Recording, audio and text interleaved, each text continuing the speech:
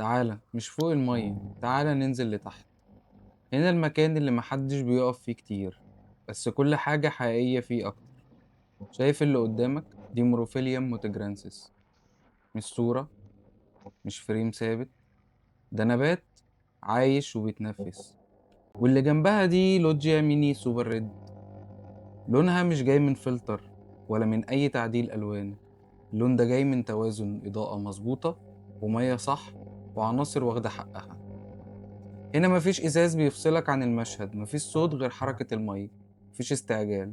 السمك ماشي سكولينج قدامك، مش خايف مش تايه، كل حركة محسوبة، كأنهم عارفين إنهم بيتصوروا.